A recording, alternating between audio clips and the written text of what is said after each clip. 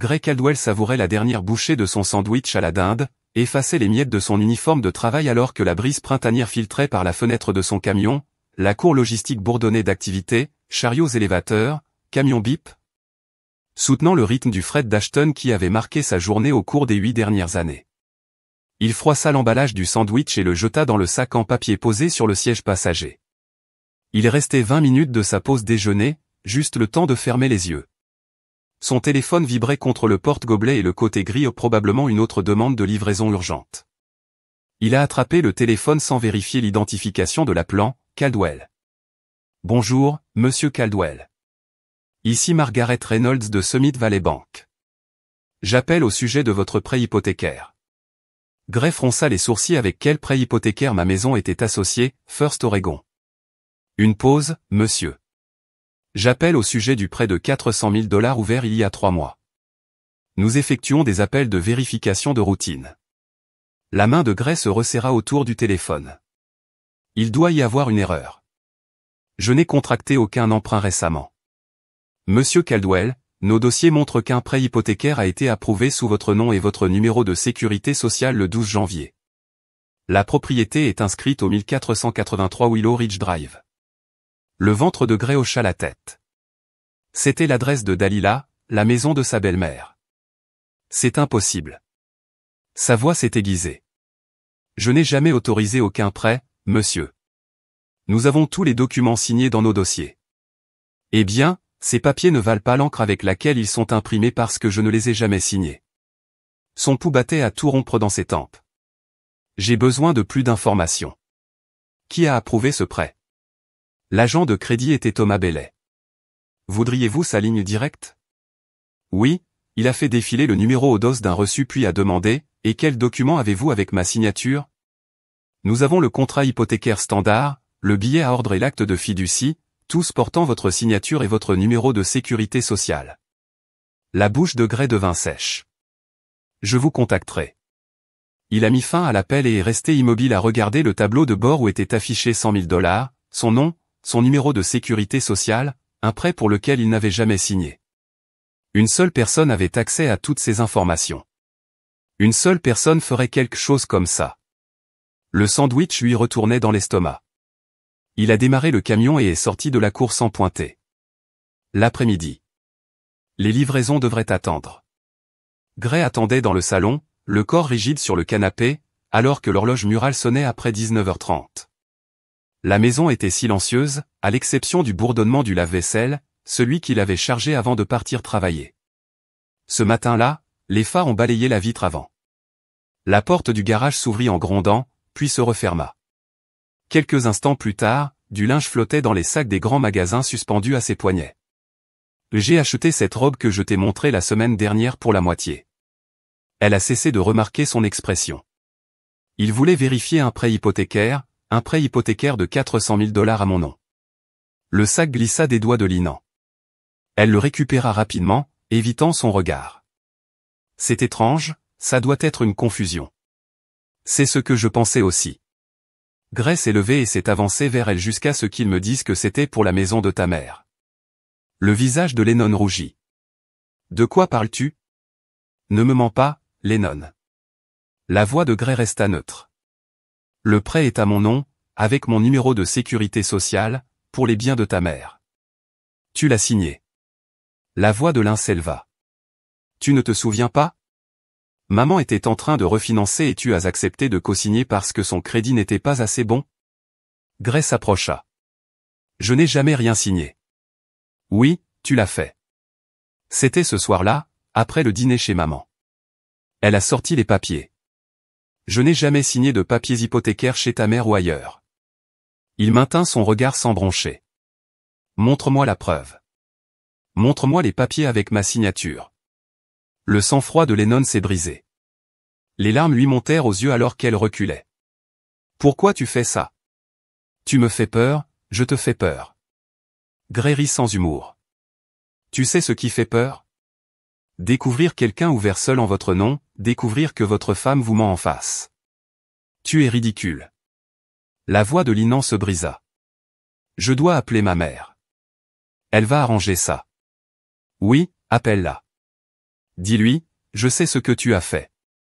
La mâchoire de Gray se serra. Dis-lui, je vais découvrir exactement comment cela s'est produit. Linan attrapa son téléphone et monta en trombe à l'étage, sanglotant assez fort pour qu'il l'entende. Gray est resté dans la cuisine, ses mains appuyées à plat contre le comptoir pour les empêcher de trembler. L'expression d'émotion, la déviation immédiate drapeau rouge numéro 1 en 12 ans de mariage. Il avait déjà vu ce schéma auparavant, mais jamais pour des enjeux aussi élevés. Le hall de la Summit Valley Bank sentait le café frais et le désodorisant. Gray s'approcha de la réception. C'est pas mesuré et délibéré. Je dois parler à Thomas Bailey. 5 minutes plus tard, il s'est assis en face d'un homme d'une quarantaine d'années avec une barbe soignée et des yeux inquiets. Monsieur Caldwell, je comprends que vous ayez des questions sur votre prêt. Ce n'est pas mon prêt. Le dit fermement Grace. J'ai besoin de voir les documents. Bailey tapota sur son clavier. Je devrais d'abord vérifier votre identité. Après avoir examiné le permis de conduire de Gray et lui avoir demandé de fournir son numéro de sécurité sociale, Bailey a tourné son moniteur. Voici l'application, et ici il a cliqué sur plusieurs écrans. Sont les documents signés? Gray se pencha en avant, scrutant les informations. Tout correspondait à son nom, son adresse, ses antécédents professionnels, ses revenus. Puis il la vit, la signature, une approximation très proche de la sienne, mais avec des différences subtiles. Le sol était trop bouclé, le dos trop anguleux. Ce n'est pas ma signature. Bailey fronça les sourcils. Monsieur, êtes-vous en train de dire que la signature a été falsifiée? Je dis que je n'ai jamais signé ces documents. Je n'ai jamais autorisé ce prêt. C'est une accusation grave. Bailey baissa la voix. Si ce que vous dites est vrai, cela constitue une fraude. Quand ces documents ont-ils été soumis? C'était en personne? Bailey a vérifié l'écran. Ça montre que les papiers ont été soumis par votre femme, Lennon Caldwell. Elle avait une procuration notoire, la mâchoire de Gray serrée. Puis-je en voir une copie également? Bailey a imprimé les documents. Le formulaire de procuration portait une autre. Fausse signature datée de 6 mois plus tôt, lorsque Gray était en voyage d'affaires de 3 jours à Seattle. Je voudrais des copies de tout. Il dit Gray d'une voix creuse. Bailey hésita. Monsieur Caldwell, si vous alléguez une fraude, nous devons impliquer notre service de sécurité. Pas encore. Gray prit une profonde inspiration. J'ai besoin de temps pour régler ça. Je comprends que c'est difficile, mais s'il y a eu une fraude, je le sais. Gray croisa son regard. Je serai bientôt de retour. Il sortit en tenant le dossier de documents, le poids de la trahison s'installant sur ses épaules comme une présence physique. La belle journée de printemps lui parut soudain plus sombre alors qu'il montait dans son camion et restait assis sans regarder rien. Comment en est-on arrivé là? 12 ans de mariage et maintenant de fausses signatures et des prêts cachés? Il avait besoin de comprendre ce qui s'était passé, pas seulement les mécanismes de la fraude, mais aussi comment la femme à qui il avait confié sa vie était devenue quelqu'un capable de cette trahison. Gray conduisit sans but, finissant par se garer à Riverside Park où ils avaient eu leur premier rendez-vous. L'ironie ne lui a pas échappé lorsqu'il a vu des familles avec de jeunes enfants jouer sur des balançoires, l'avenir que lui et Lennon avaient autrefois prévu. Son esprit revint à leur début il y a 10 ans, le sourire éclatant de Linan lorsqu'elle était barman chez Ali, de la même manière qu'elle s'était souvenue de sa commande de boisson. Après une seule visite, leur histoire d'amour éclair a culminé avec un mariage modeste à l'église communautaire d'Ashton. Les premiers signes avant-coureurs étaient apparus tôt. 3 mois après leur mariage, Linan a dépensé sa première carte de crédit en vêtements et chaussures. Elle avait pleuré, promis d'être plus prudente, et Gray avait payé, estimant que ses larmes étaient de véritables remords plutôt qu'une stratégie calculée. Puis vinrent les appels de Delilah, son toit fuyait, sa voiture avait besoin de réparation, ses impôts fonciers étaient en retard. À chaque fois, Linan suppliait avec ses mêmes yeux larmoyants, « C'est ma mère, Gray, nous devons l'aider. » Et il l'avait aidée à maintes reprises. Ils refinanceraient leur propre modeste maison pour couvrir les arriérés d'impôts de Delilah. Il a puisé dans son 4 cents un cas pour payer ses factures médicales lorsqu'elle a affirmé que son assurance ne couvrait pas une procédure. Il avait co-signé pour la voiture de Linan lorsque sa cote de crédit avait chuté après une autre carte au maximum. Mais il avait fixé la limite l'année dernière lorsque Delilah avait voulu rénover sa cuisine. Nous ne pouvons pas continuer à faire ça, a-t-il dit à Lennon. Nous devons épargner pour notre propre avenir. Lennon avait boudé pendant des semaines, faisant de subtiles critiques sur son avarice. Delilah était devenue froide lors des réunions de famille, faisant des commentaires sur les hommes qui ne comprenaient pas la loyauté familiale. Gray avait tenu bon. Pour la première fois, il avait choisi leur sécurité financière plutôt que le maintien de la paix. Maintenant qu'il comprenait le coût de cette décision, il démarra le camion et rentra chez lui. Le temps du souvenir était désormais révolu. Il avait besoin de réponses et il savait exactement comment les obtenir. Gray entra dans leur chambre et trouva Lina en pyjama, parcourant son téléphone. Elle l'évitait depuis leur confrontation 2 jours plus tôt, prétendant avoir des maux de tête et s'endormant sur le canapé. « Nous devons parler. » Il ferma la porte derrière lui. Lennon a posé son téléphone. « J'ai essayé de joindre la banque pour régler ce malentendu, arrêtez. » La voix de Gray était calme mais ferme. « Je suis allé à la banque. J'ai vu les documents et j'ai vu ma fausse signature sur des papiers que je n'ai jamais signés. » Il sortit les copies de son sac et les posa sur le lit. « J'ai vu une procuration que je n'ai jamais autorisée, datée de l'époque où j'étais à Seattle pour cette conférence de remise. » Visage de Linan, pâle, yeux gris. « Dis-moi juste la vérité pour une fois. Dis-moi la vérité. » Les larmes lui remplirent les yeux alors qu'elle regardait les journaux. « Maman allait perdre la maison, » murmura-t-elle. La banque était en train de saisir. Ils avaient déjà envoyé des avis finaux. « Donc vous avez commis une fraude. » Je n'avais pas le choix. La voix de Lennon s'éleva avec une pointe d'hystérie. Qu'étais-je censé faire? Qu'elle soit sans abri. Tu aurais pu me parler. Le contrôle de Gray glissa dans sa voix, tonnant à travers la pièce. Tu aurais pu être honnête. Au lieu de falsifier mon nom et de voler mon identité, tu aurais dit non, rétorqua l'un. Tu avais déjà refusé de l'aider avec sa cuisine. Rénover une cuisine n'est pas la même chose que prévenir la saisie, et vous le savez. Gris, coller une pièce.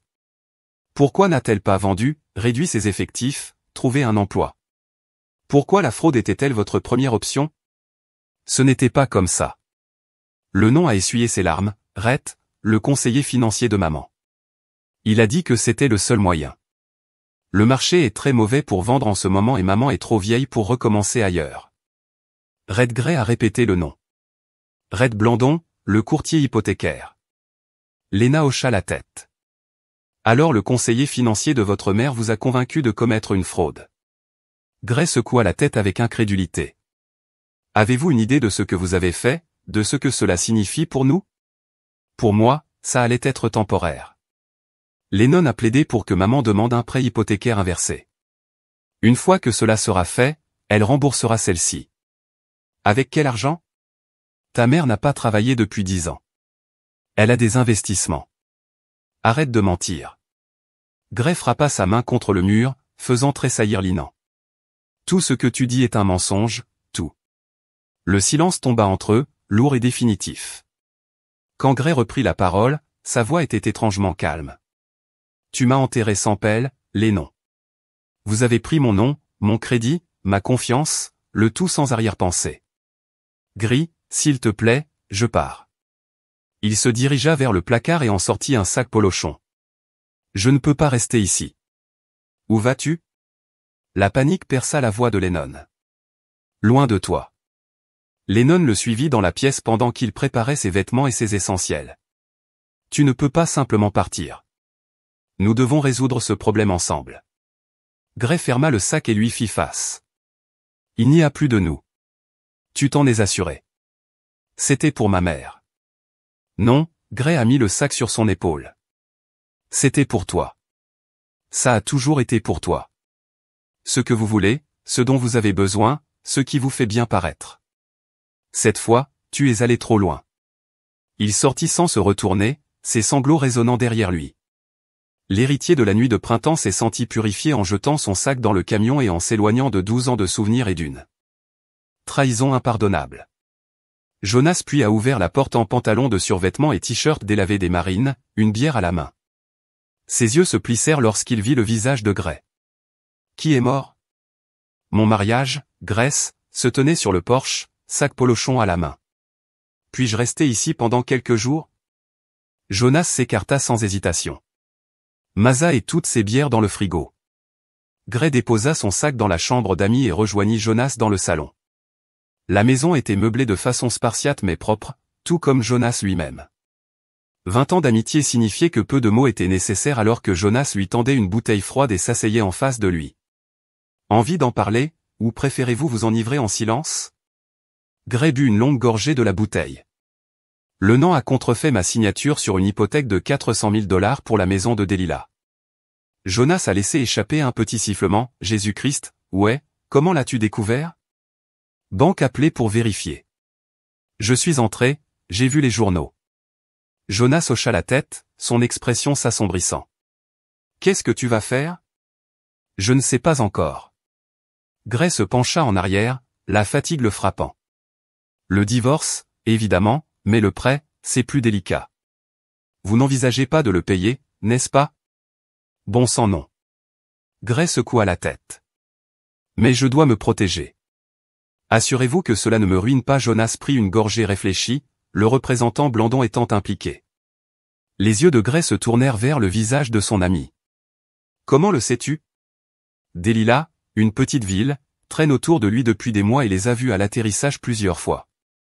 Jonas posa sa bière. Il a aidé de nombreuses personnes à faire faillite dans cette ville. Qu'est-ce que tu veux dire, celui d'un gars? Un prédateur trouve des personnes en difficulté financière, propose des solutions créatives qui finissent par être une fraude, puis disparaît lorsque tout s'effondre. La mâchoire de Jonas se serra, entraîné avec son enfant il y a quelques saisons. Même alors, j'ai eu des vibrations bizarres. Gray a traité cette information. Lennon l'a mentionné, l'a appelé le conseiller financier de Delilah. Jonas renifla, ouais, je parie que c'est le cas. Il cible les femmes désespérées, en particulier celles qui ont des biens ou des proches ayant un bon crédit, comme moi, comme vous. Jonas croisa son regard. Tu dois te protéger, mec. Il ne s'agit plus seulement de Lennon. Blandon est dangereux, pas avec ses poings, mais avec la paperasse et les failles. Gray hocha la tête, la bière devenant amère dans sa bouche. Je commencerai à passer des appels demain. Utilisez mon bureau si vous avez besoin d'intimité. Jonas a pris une autre bière dans le frigo. Et Gray, ne dites pas à Linan où vous logez, pas encore. Gray haussa un sourcil. Tu penses qu'elle viendrait ici? Je pense qu'elle fera tout ce que Delilah et Blandon lui diront de faire. L'expression de Jonas était sombre et ils voudront savoir ce que vous prévoyez. Gray regarda le plafond, voyant les pièces s'assembler. Ce n'était pas simplement un acte désespéré pour sauver la maison de Delilah. C'était calculé, planifié et il avait été la cible de l'autre côté de la ville, au Ground-Up Café. Delilah Short remuait nerveusement son café au lait, vérifiant sa montre pour la 3e fois en 5 minutes. Lorsque Red Blandon est finalement arrivé, avec 20 minutes de retard, elle lui a fait signe avec une désinvolture forcée. « Mais tu es en retard » siffla-t-elle alors qu'il s'asseyait. « J'avais un autre client. » Red ajusta sa cravate en soie, trop voyante pour le modeste centre-ville d'Ashton. « Mais qu'est-ce qu'il y a de si urgent, Négri ?» Delilah se pencha en avant à propos du prêt. Il a confronté Lennon et maintenant il l'a quitté. L'expression de Red resta inchangée. Est-il allé à la police? Non, mais Lennon ne pense pas qu'il le fera. Où loge-t-il? Nous ne savons pas. Il ne répond ni aux appels ni aux SMS. Red sirota son café sans s'inquiéter. Laissez-le se rafraîchir. La plupart des hommes reviennent une fois qu'ils réalisent que le divorce coûte cher. Et s'il ne le fait pas, s'il va à la banque ou à la police, pose sa tasse. Personne ne croit un mari amer. Delilah, le système est de notre côté. Que veux-tu dire?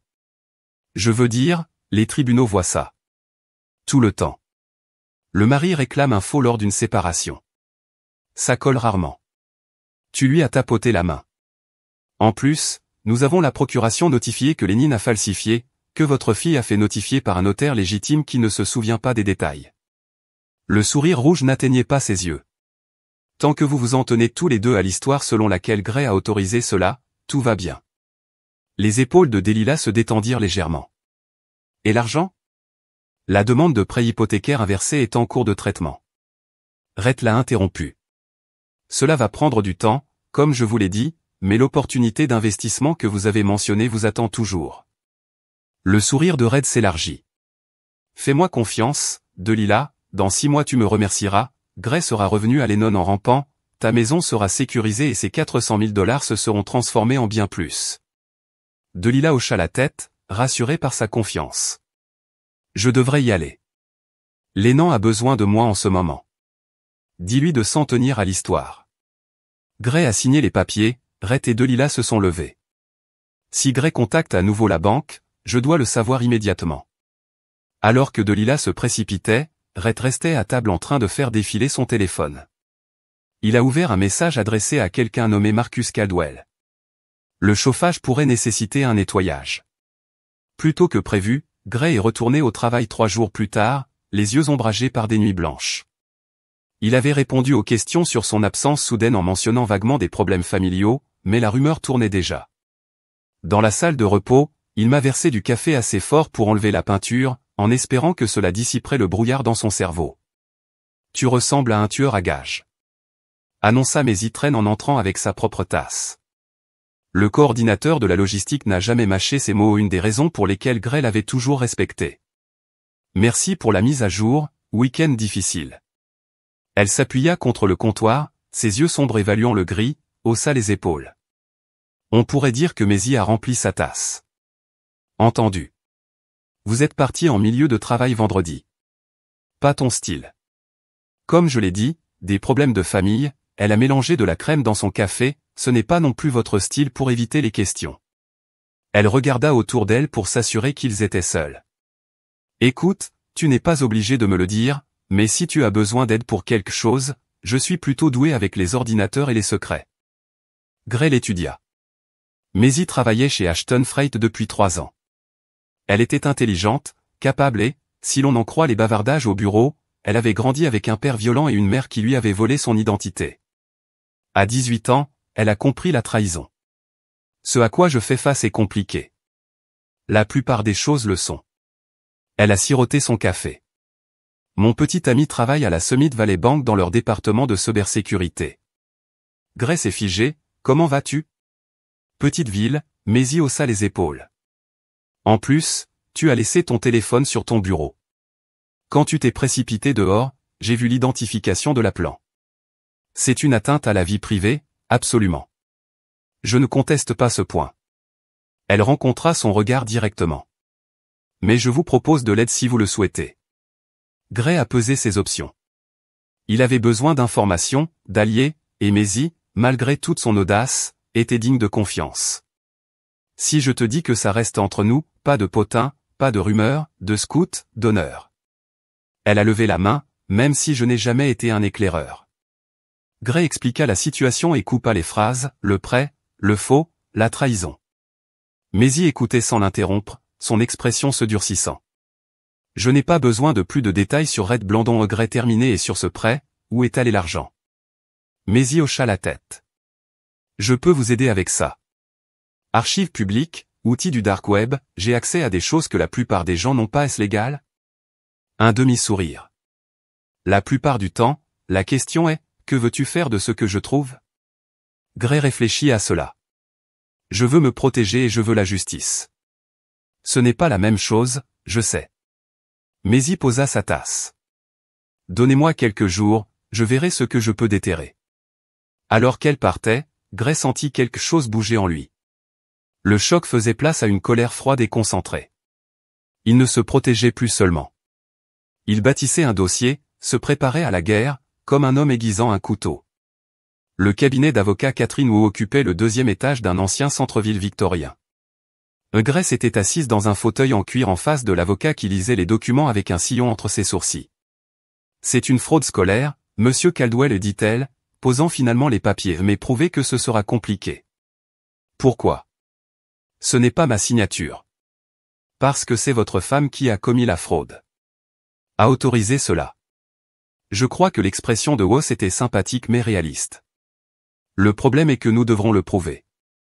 La procuration notoire rend cela particulièrement difficile. Gray a senti son espoir faiblir, donc je n'ai pas dit ça.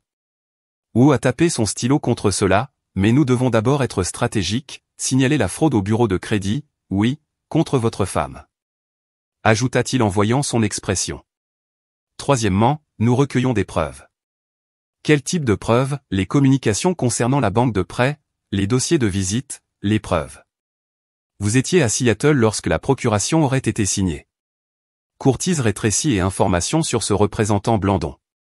Son implication complique les choses mais pourrait aussi nous aider. La fraude hypothécaire est une infraction fédérale. Gray hocha lentement la tête. J'ai quelqu'un qui m'aide à recueillir des informations. Bien, plus il y a de munitions, mieux c'est. Nous allons le lui remettre. Carte. Nous devrons agir rapidement. Plus ce prêt dure longtemps, plus il devient difficile à démêler. Gray se leva pour partir puis hésita. Il y a encore une chose, le divorce. Wu hocha la tête. Je m'en doute autant. Nous pouvons déposer ces papiers la semaine prochaine. Étant donné les circonstances, nous ferons pression pour un processus accéléré. Alors que Gray se dirigeait vers son camion, son téléphone sonna avec un SMS de Maisie qui trouva quelque chose. Rendez-vous à la station café, 19h.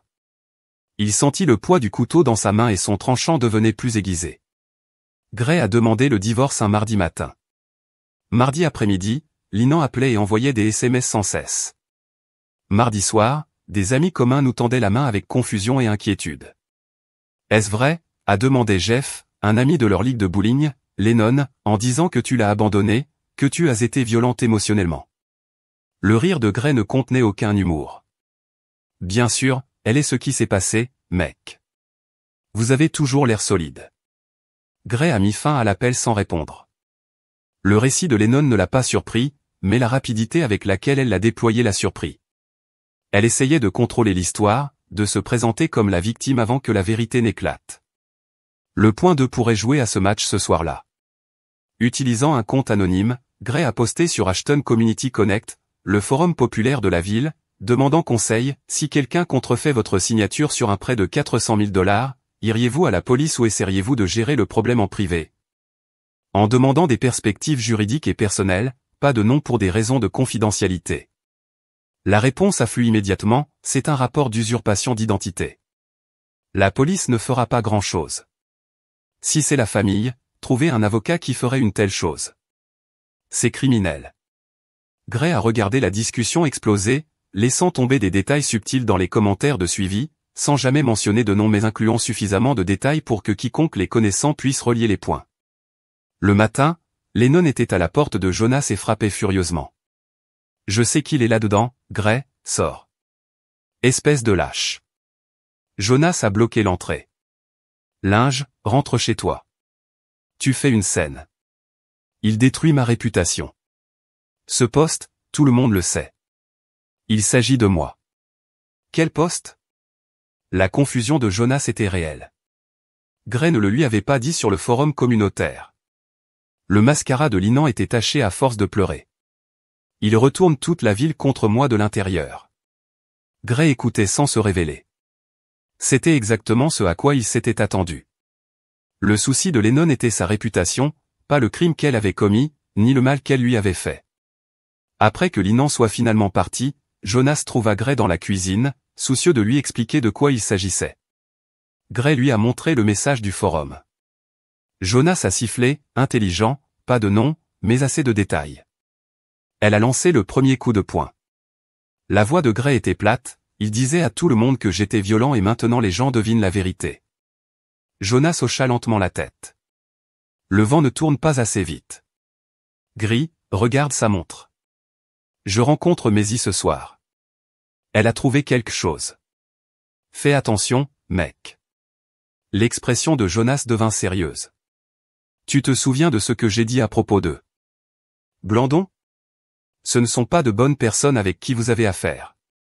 Gray hocha la tête, le couteau dans son esprit étant désormais aiguisé jusqu'à devenir mortellement tranchant. Moi non plus, plus maintenant. La station de café bourdonnait de foule après le travail.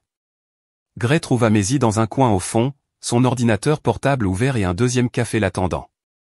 Tu as l'air mieux, observa-t-elle alors qu'il s'asseyait, moins comme un tué sur la route, plus comme quelqu'un qui s'est fait heurter par un vélo. Progress Gray sirota le café. Qu'as-tu trouvé? Maisie tourna son ordinateur portable vers lui. Les documents de prêt provenaient de la maison de courtage de Blanded, comme prévu. Mais c'est ici que ça devient intéressant. Elle montra les relevés bancaires sur l'écran. Les 400 000 $ ne sont pas restés sur le compte de Delilah, la majeure partie a été transférée à quelque chose appelé Phoenix Opportunity Fund. Qu'est-ce que c'est? Une société écran? Les yeux de Maisie brillaient du frisson de la chasse. Enregistrée dans le Delaware, avec des liens avec 3 autres entités similaires, toutes liées à Blandon. Gray fronça les sourcils, je ne comprends pas, ta belle-mère n'a pas utilisé l'argent pour sauver sa maison. La voix de Maisie baissa. Elle a refinancé, retiré les capitaux propres et les a investis dans ce qui semble être un système pyramidal géré par notre ami Rhett. Gray la regarda. Es-tu sûr? 100%? Maisie a cliqué sur d'autres documents. J'ai trouvé des messages de forum sur des sites d'investisseurs mettant en garde contre Phoenix. Il promet un rendement de 20% grâce à des opportunités immobilières exclusives, mais personne n'y a vu un centime. Donc l'argent a disparu, très probablement. Maisie hocha sombrement la tête. Et voici le truc, la maison de Delilah n'était pas saisie. Elle était en retard dans ses paiements, certes, mais elle était loin de le perdre. La prise de conscience devint grise comme un coup physique. Ce n'était pas du désespoir, c'était de la cupidité. Maisie a fermé son ordinateur portable. Il y a plus. Blandon a déjà fait ça, il a convaincu des femmes vulnérables de commettre une fraude pour obtenir de l'argent d'urgence qui finit dans ses projets d'investissement. 2 cas à Portland l'année dernière, 1 à Eugène. Pourquoi n'est-il pas en prison?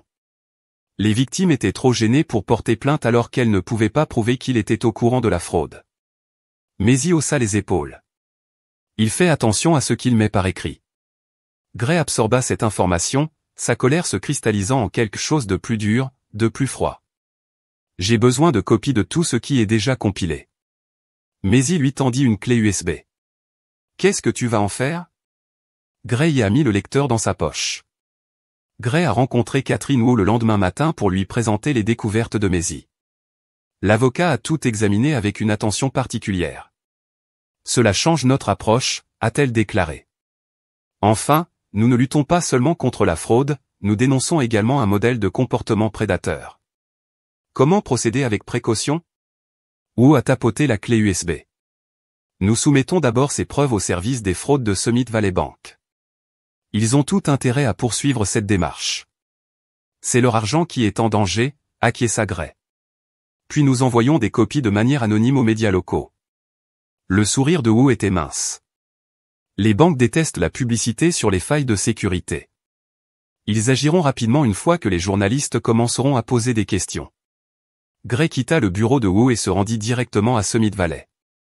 Il a demandé Thomas Bailey, l'agent de crédit, et a été dirigé vers une salle de conférence où Bailey attendait, avec une femme en costume sur mesure. Monsieur Caldwell, voici Hélène Martinez, chef de notre unité d'enquête sur les fraudes. Bailey a présenté. Nous comprenons que vous disposez d'informations sur le prêt dont nous avons discuté. Gray lui remit une copie de la clé USB et observa leurs expressions pendant qu'il résumait les découvertes de Maisie. L'attitude professionnelle de Martinez a momentanément dérapé lorsqu'il a mentionné le Phoenix Opportunity Fund. Nous connaissons les activités de Monsieur Blandon, dit-elle prudemment. Ce n'est pas la première fois que son nom apparaît dans nos enquêtes. Alors pourquoi continue-t-il à fonctionner? Gray ne pouvait pas retenir le ton de sa voix. Manque de preuves concrètes le liant directement aux candidatures frauduleuses, a expliqué Martinez. Mais elle a tenu le coup.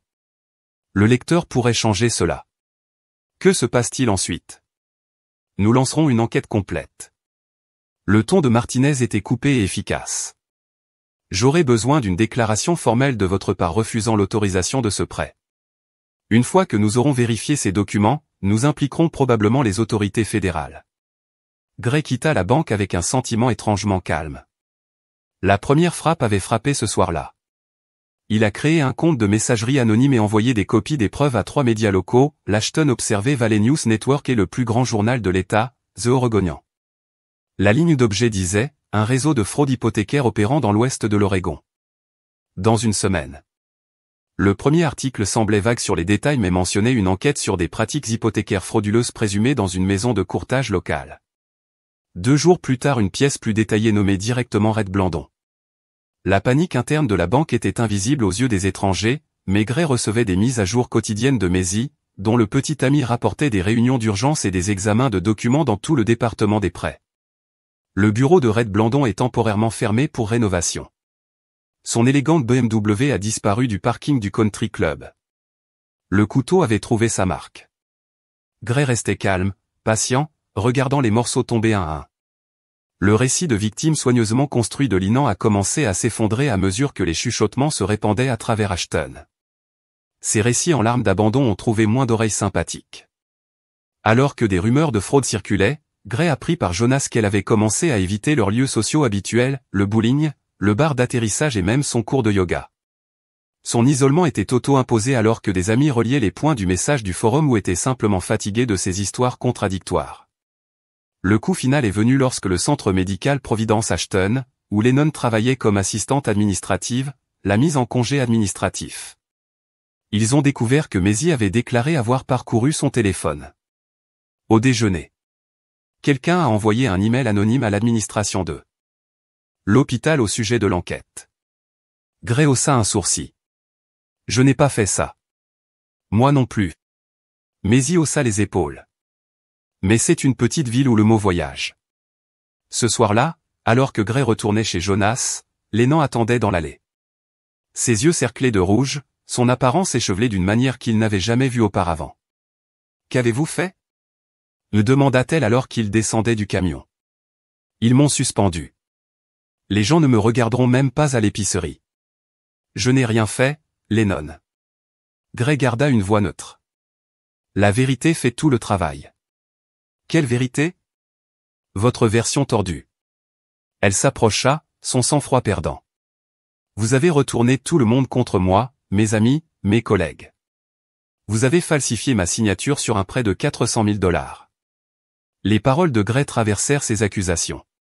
Tu as volé mon identité.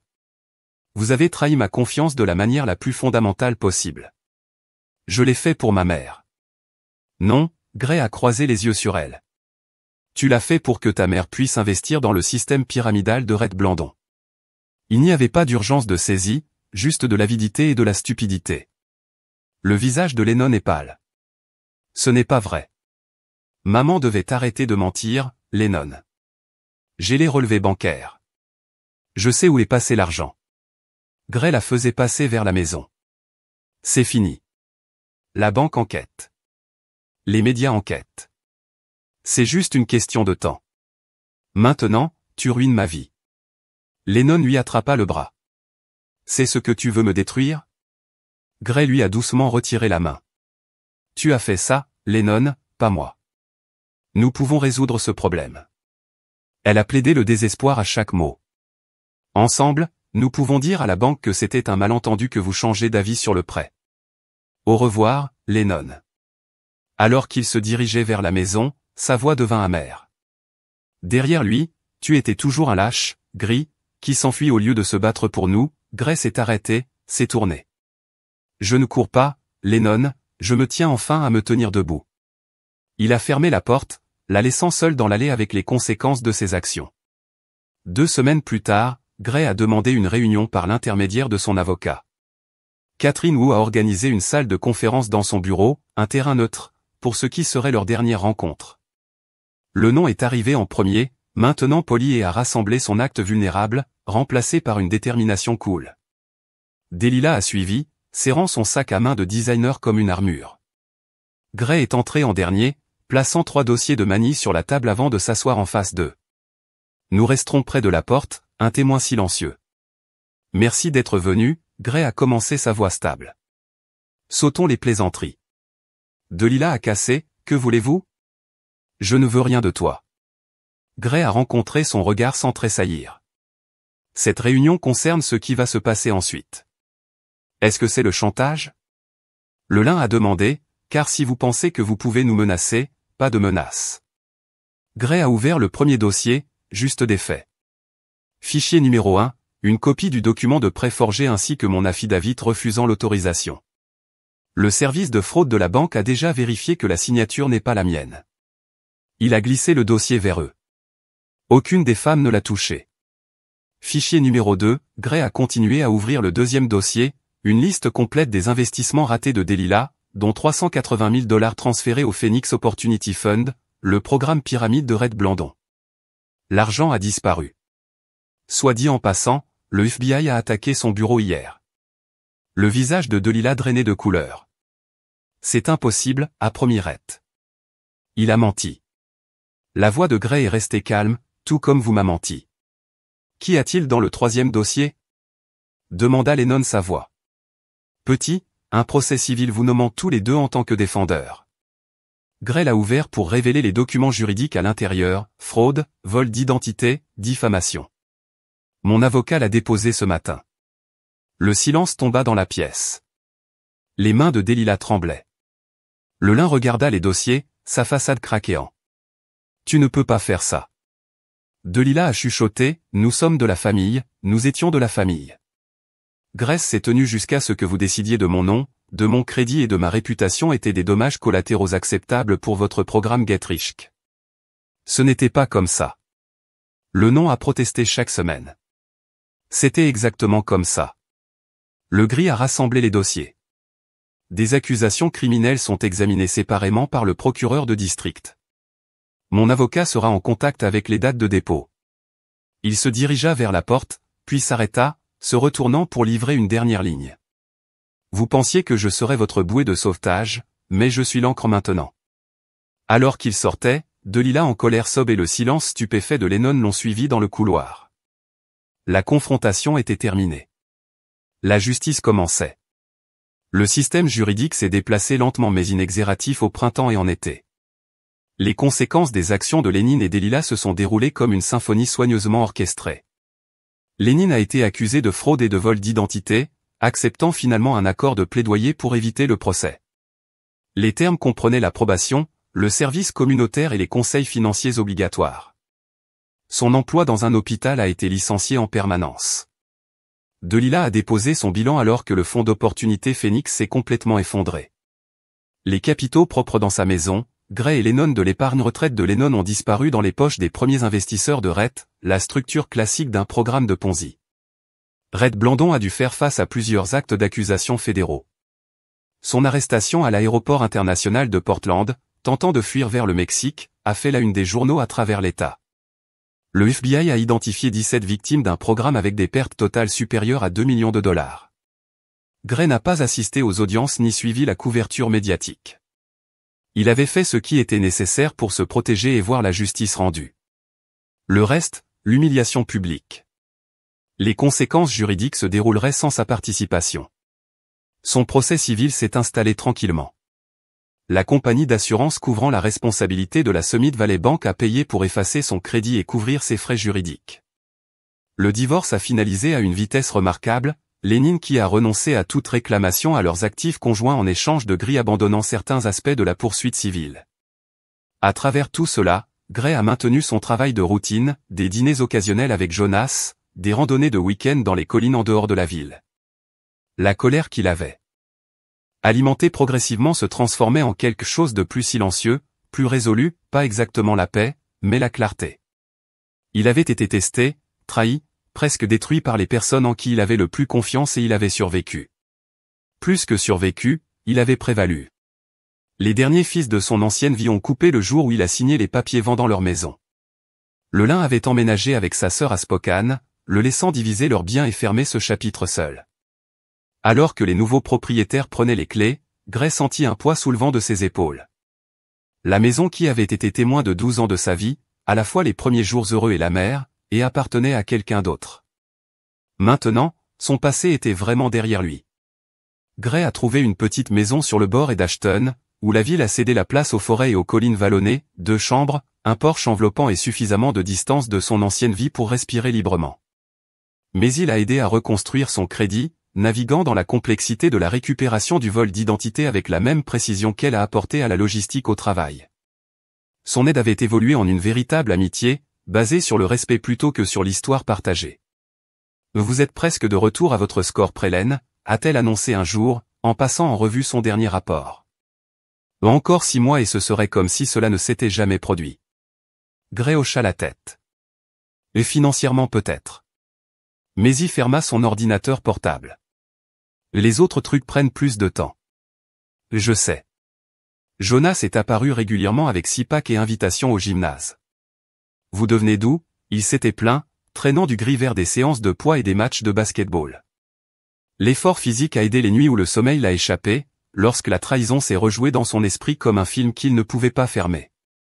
Gray n'était pas content, pas de la manière simple qu'il avait été autrefois, mais il était libre. Les leçons ont été brutales mais claires. La confiance doit être gagnée, non donnée. Le pardon est facultatif, pas obligatoire, et parfois la justice est la seule fermeture disponible. Indiqué.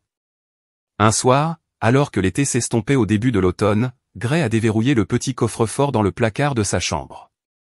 À l'intérieur reposait le dossier des documents de toutes les preuves, les documents de prêt forgés, les règlements juridiques, le décret de divorce, les rappels physiques de l'année où sa vie avait implosé avec des mouvements délibérés. Il a ajouté un dernier élément, une copie de la signature forgée qui avait tout commencé. Il l'a étudié pendant un long moment, voyant non seulement les courbes frauduleuses des lettres, mais la trahison qu'il représentait. Puis il a fermé le coffre-fort, verrouillant les preuves, non pas comme un monument à la douleur mais comme un rappel, non pas de ce qui lui avait été fait mais de ce qu'il ne tolérerait plus jamais. À l'extérieur, le soleil couchant a peint son nouveau Porsche en lumière dorée. Gray était assis dans une chaise en bois en regardant des ombres s'allonger sur la cour au loin. Les lumières d'Ashton ont commencé à scintiller alors que le crépuscule descendait. Ce n'était pas le même homme qui avait répondu à cet appel téléphonique fatidique il y a 6 mois. Cet homme avait été enterré par une trahison, mais à sa place se tenait quelqu'un de plus fort, plus sage et sans peur de se battre pour ce qui était bien. Quelqu'un qui avait beaucoup perdu mais qui a gagné quelque chose de plus précieux, la connaissance qu'il pourrait survivre au pire et encore se tenir debout, pas content peut-être, mais victorieux.